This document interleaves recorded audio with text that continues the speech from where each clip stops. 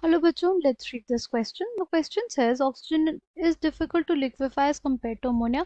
Then which of the following is true about oxygen as the reason for this fact? The key concept for this question is critical temperature. Critical temperature. Critical temperature क्या होता है? Critical temperature is basically temperature above. That critical temperature is the temperature at and above which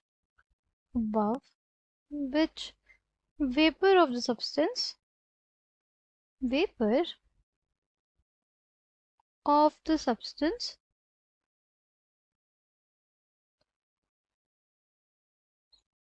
cannot be liquefied.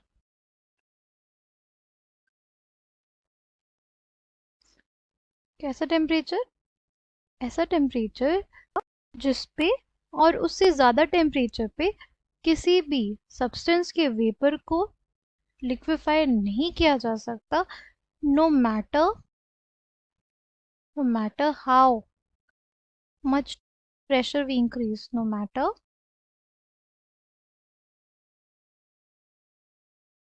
how much pressure is increased.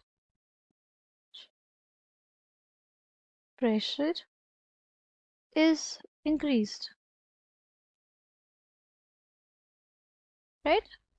अगर oxygen और ammonia की बात करें, ammonia में क्या प्रेजेंट रहता है? अमोनिया में प्रेजेंट रहता है स्ट्रॉन्ग इंटरमोलिकुलर फोर्सेस। अमोनिया में क्या प्रेजेंट रहता है? Strong intermolecular forces. कौन से?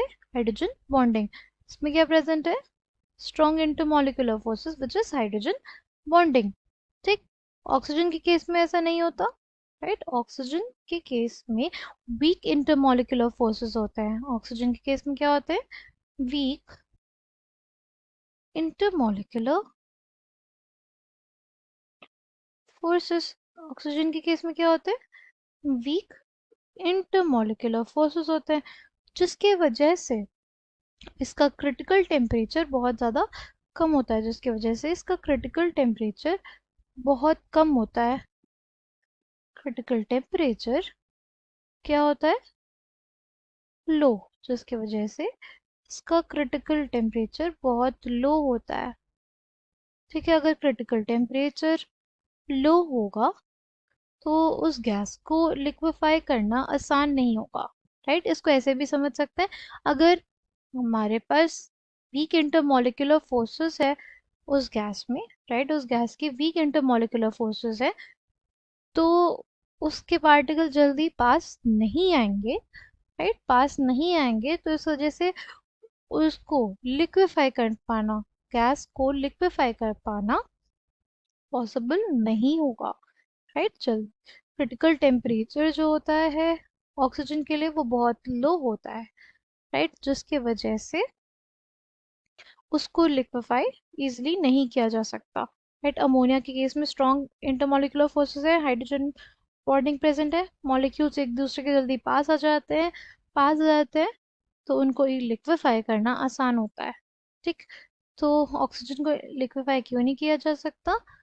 Because it has low critical temperature, weak intermolecular forces. I hope you understood it well. Thank you and all the best.